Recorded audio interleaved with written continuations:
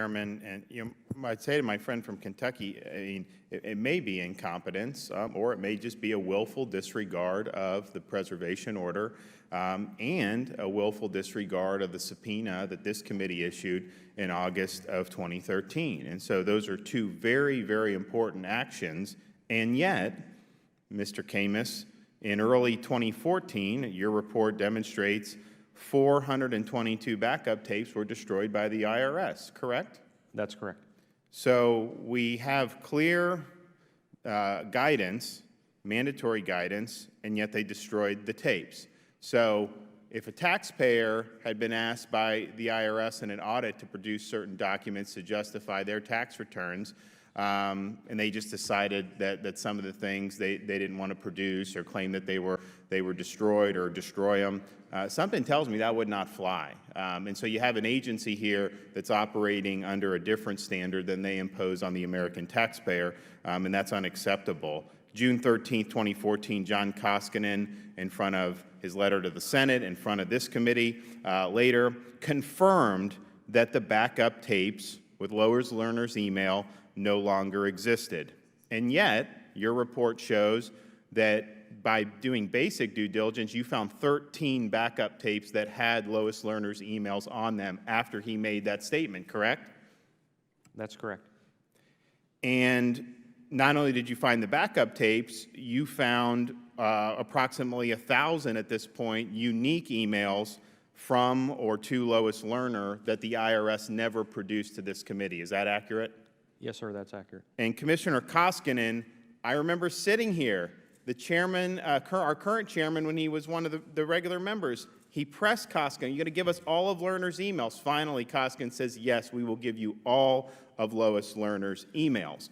Now, the IRS claimed, Mr. Koskinen claimed that the IRS went to, quote, "great lengths and made extraordinary efforts to recover her emails." When Commissioner Koskinen said that the backup tapes no longer existed, that they confirmed, the IG, what did you do to verify that? You drove out to the facility in West Virginia and asked for the tapes, correct? That's correct. Now, do you consider that to be an extraordinary effort? That's due diligence. Basic due diligence. I'd say the bare minimum of due diligence. And so for Commissioner Koskinen, you go to great lengths above and beyond the call of duty, and you don't even look where the backup tapes are found.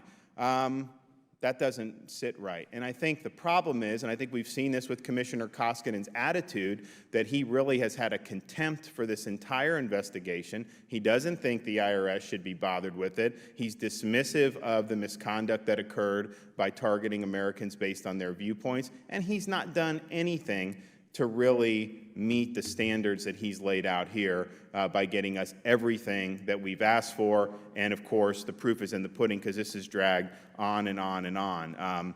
So I think that the American people are left with a sense of major frustration. I think that they don't like to have a situation where there are all these rules and regulations they got to follow, but then somehow when things are subpoenaed by a government agency, government people can then go ahead and destroy the documents, destroy the tapes, destroy the emails. And this is not the only context, the IRS, throughout our whole government where that happens. There's other things that have been subpoenaed, as we know, that have been destroyed. So this is just simply unacceptable, and I think that there needs to be accountability for it. I mean, if you're destroying backup tapes that were under subpoena and that your own agency said needed to be preserved, that's either a willful disregard of what was required or a level of incompetence that is so stunning that you clearly are not fit to serve. And so I think either way, those individuals need to hold account. And I don't think you can have an IRS commissioner come in front of the Congress, testify under oath that he has confirmed that all the backup tapes have been destroyed, the emails are unrecoverable, when he did not even do the basic due diligence that the IG did by going out to the facility in West Virginia where all the backup tapes are and getting those backup tapes and looking. And the thing is, you know, there were 13 backup tapes with Lois Lerner's emails. You also found, what, over 700 that at the time you didn't know what was on them. You had to check. And so there would be no way to know that it was only 13. And so there were even more backup tapes that were there that were going to cover the time period and could have been relevant before you did it. So, Mr. Chairman, thank you for holding this update. And I know this is just the beginning of our efforts to hold this agency accountable on behalf of the American people, and I yield back. Thank the